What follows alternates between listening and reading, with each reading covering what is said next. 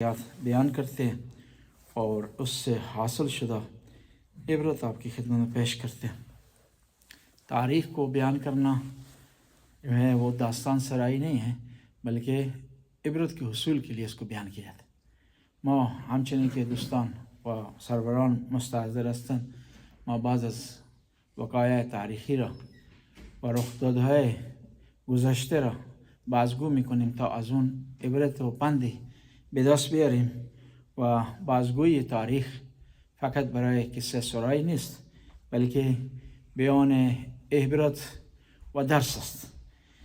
جمادی الاول کا مہینہ ہے، اس میں چند واقعات ہوئے ہیں تو ان کی طرف اشارہ کیا جاتا ہے، اور پھر انشاءاللہ ہم اپنے خطبے کو مکمل کریں گے، اور ٹھیک انشاءاللہ اپنے مقررہ وقت پر ہم خطبے کو جو ہے وہ اختتام تک پہنچائیں گے، تاکہ جو مومنین کام سے آئے ہیں، یہ کام پر انہوں نے جانا ہے، ان کے لیے کوئی رکاوٹ اور ان کے لیے کوئی مشکل نہ ہو۔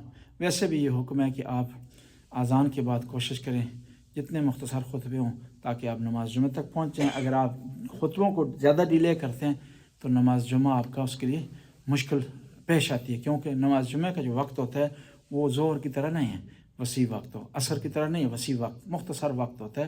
اس وقت میں ضروری ہے کہ خطبوں کو بھی اور نماز جمعہ کو بھی پڑھا جا سکے۔ اگر اس میں نہ پڑھیں تو پھر ضروری ہے کہ آپ کیا ہے ظہر پڑھیں، جمعہ آپ نہیں پڑھ سکتے۔ 5 ہجری کو اس جمادی الاول کے مہینے میں بعض روایات کے مطابق ولادت ہوئی ہے بی بی زینب سلام اللہ علیہ کی، اور یہ بی بی جن کی ولادت ہوئی ہے اور یہ نام بھی ان کا خود پیغمبر پاک نے رکھا ہے، زین و ابن، اپنے باپ کی، اپنے والد گرامی کے لیے زینت۔ پھر 8 ہجری کو اسی جمادی الاول کے مہینے میں جنگ موتا ہوئی۔ جنگ موتا کے عام واقعات ان میں سے شہادت ہے جعفر طیار کی، اور اس جنگ کے دوران نبی کریم ممبر پر تشریف فرما رہے تھے تو خطبہ دے رہے تھے، تو آپ نے اشارہ فرمایا، کہا کہ میرا بھائی اس وقت شہید ہو گیا ہے موتا کے مقام پر۔ اور یہ پیغام جب پیغمبر نے ممبر سے دیا، اور میں ممبر سے بیٹھے ہوئے اللہ کے رسول میدان جنگ کو دیکھ رہے تھے، وہاں آرڈر دے رہے تھے، تو وہاں پر جب بیان کیا تو سارے مومنین جو نے رونا شروع کر دیا۔ پھر پیغمبر گرامی نے جعفر طیار کے گھر میں خواتین کو بھیجا تاکہ حضرت جعفر طیار کا غم منایا جائے۔ اور جعفر طیار وہ ہستی ہیں جن پر فخر کیا کرتے تھے امیر المومنین، فرماتے تھے اگر میرے چاچا حمزہ اور میرے بھائی جعفر طیار ہوتے نا تو پیغمبر کے بعد نقشہ مختلف ہوتا، مجھ پر ظلم نہ ہوتا اگر میرے بھائی زندہ ہوتے جعفر طیار۔ جعفر طیار وہ عظیم ہستی ہیں کہ خیبر کے وقت آئے ہیں حبشہ سے ہجرت سے واپسی پر، تو پیغمبر نے فرمایا آج مجھے 2 خوشیاں نصیب ہوئی ہیں، خدا نے مجھے 2 خوشیاں دی ہیں، ایک تو خیبر کی فتح، اور دوسری خوشی مجھے خدا نے دی ہے کہ میرا بھائی جعفر طیار واپس آ گیا۔ یعنی جعفر طیار حبشہ کے لیے ہجرت پر گئے، اور وہاں مہاجرین کے جو سربراہ تھے جعفر طیار تھے، وہ عظیم ہستی تھی جعفر طیار، کیونکہ امام علی 4 بھائی ہیں، جعفر طیار ہیں، امام علی ہیں، طالب ہیں، عقیل۔ جعفر طیار پر ہمیشہ فخر کیا کرتے تھے، اور پیغمبر گرامی بھی ان 2 ہستیوں پر فخر کرتے تھے، امام علی اور جعفر طیار پر۔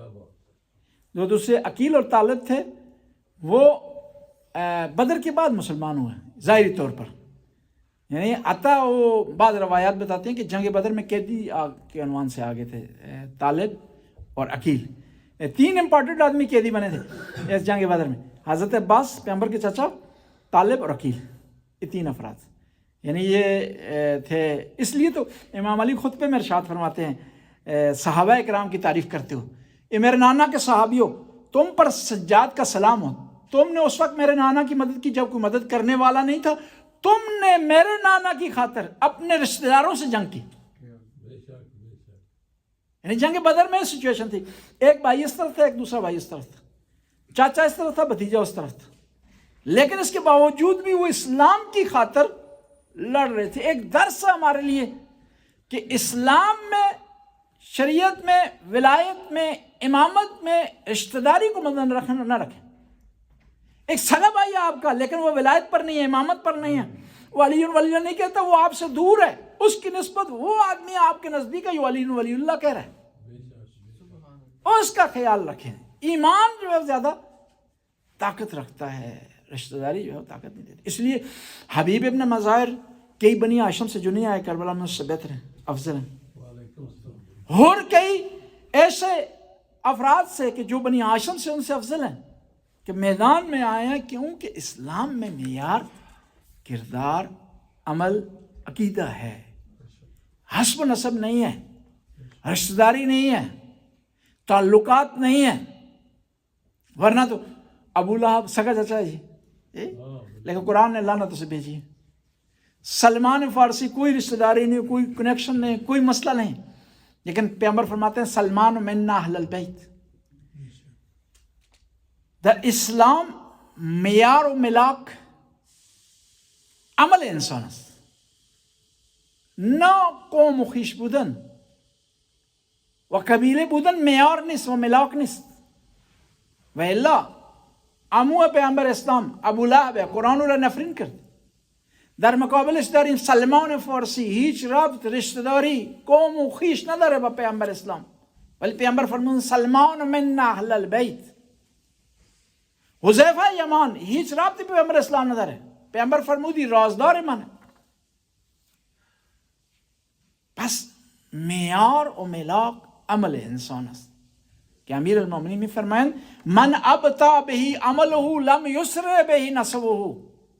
هر کس به خاطر عملش عقب موند،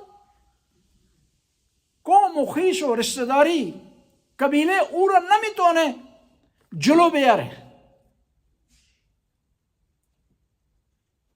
مالک اشتر هیچ رشتهداری نداره با امام علی، ولی امام علی چون فداکار بود فرمود که مالک اشتر برای من مثل من است برای پیامبر اسلام.